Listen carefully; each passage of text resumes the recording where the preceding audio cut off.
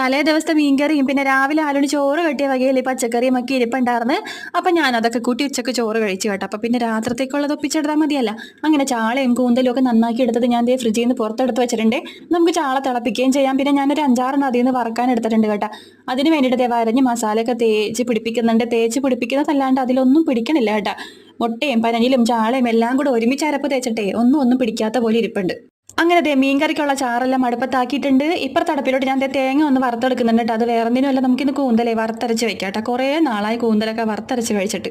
അങ്ങനെ ചാറെല്ലാം തിളച്ച് വന്നപ്പോഴത്തേക്കും അതിനകത്തോട്ട് മീൻ കഷ്ണങ്ങളൊക്കെ ഇട്ട് കൊടുക്കുന്നുണ്ടേ. ഒരു 5-6 ചാള അതിൻ്റെ അകത്ത് വലുതുണ്ടായിരുന്നു കേട്ടോ. അത് ഞാൻ മുറിച്ച് കഷ്ണങ്ങളാക്കിയിട്ടാണ് കറിക്കകത്തോട്ട് ഇട്ടേക്കുന്നത്. ബാക്കിയൊക്കെ മുഴുവനാട് കൂടി ഇട്ടിട്ടുണ്ട് കേട്ടോ.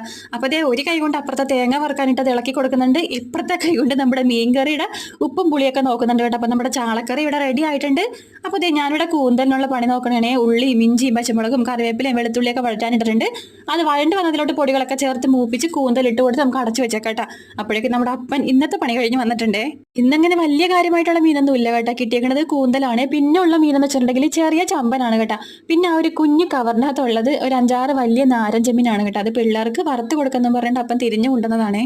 ഇതിപ്പോൾ ഞാൻ ഒന്നും നന്നാക്കാൻ നിൽക്കൂലട്ടോ. ഇത് അങ്ങനെ തന്നെ എടുത്ത് ഫ്രിഡ്ജിലോട്ട് വെച്ചേ. പിന്നെ ഞാൻ ചാള വറക്കാനിട്ടുണ്ടായിരുന്നു. അപ്പോൾ അതൊന്നും ദേ തിരിച്ചിട്ട് കൊടുക്കുന്നുണ്ട് കേട്ടോ. ചാളയുടെ ഇരിപ്പ് നോക്കിക്കണ്ടേ, മസാലയൊന്നും പിടിക്കാനായിട്ട് വെളുത്തോണ്ടിരിക്കുന്നു. മുട്ടയും പനഞ്ഞിലൊക്കെ വേറെ ഇട്ടിട്ട് മസാല പുരട്ടിയാൽ മതിയായിരുന്നു. എൻ്റെ ഒരു പൊട്ടത്തരത്തിന് പറ്റി പോയതാണ് കേട്ടോ. ധൃതിക്കിട്ട് ചെയ്തപ്പോഴത്തേക്ക്.